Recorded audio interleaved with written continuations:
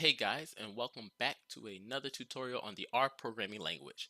So this time we're going to talk about some of the basic building blocks of the R programming language, such as its operators. And more specifically, we're going to talk about the arithmetic operators and the logical operators. So let's go ahead and get started. At its basis, the R programming language is basically a big calculator. So let's do some arithmetic here so we can learn some of these operations. So 7 plus 5, that will equal 12. So you see that we get 12 here. Maybe we'll do something like 8 minus 4, so we get 4. And maybe we'll do 5 times 2, we get 10. And 6 divided by 3, we get 2. So those are pretty basic. You're used to those, um, uh, these type of operations, these arithmetic operations.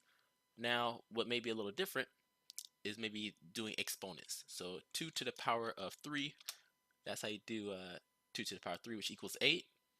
And modular, so we could do something like 8 modded by 2, which should give us 0 remainders. And so these are two operations that are probably not as familiar in other programming languages for arithmetic. Now let's talk about the logical operators. So of course you have your less than operator. So we can do something like 7 is less than 8, and it's just going to return Boolean values, so true or false. So 7 less than 8 returns true. 9 less than 9 is going to return false because 9 is actually equal to 9. And since we're talking about that, let's see if 9 is less than or equal to 9. So it should return true, as it does. And then let's talk about the greater than sign. So 10 is greater than 8. That's true. Let's see if 11 is greater than or equal to 3. And it's true, it is. Now, I want to see if a number is exactly equal to itself. So something like 5 is equal to 5. So this will return true.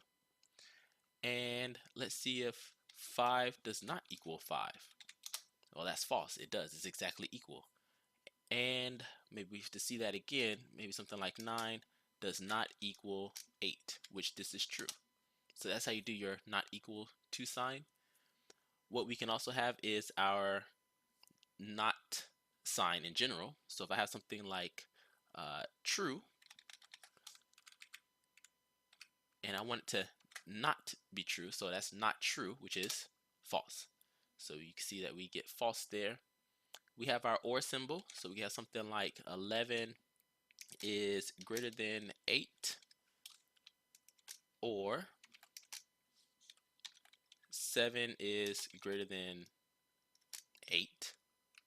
So one of these are true, right? 11 is greater than 8, so that's true. 7 is not greater than 8. So we're basically saying true or false, so it's going to return true. And let's give another example. I'm just going to use that same example there to use the and sign. So now this is saying that 11 is greater than 8 and 7 is greater than 8, which is not true. So let's see. So we get false. And that's pretty much it, guys. I hope you really enjoyed this video. Please let me know if you have any questions. And thanks for watching, and I'll see you all in the next video lesson.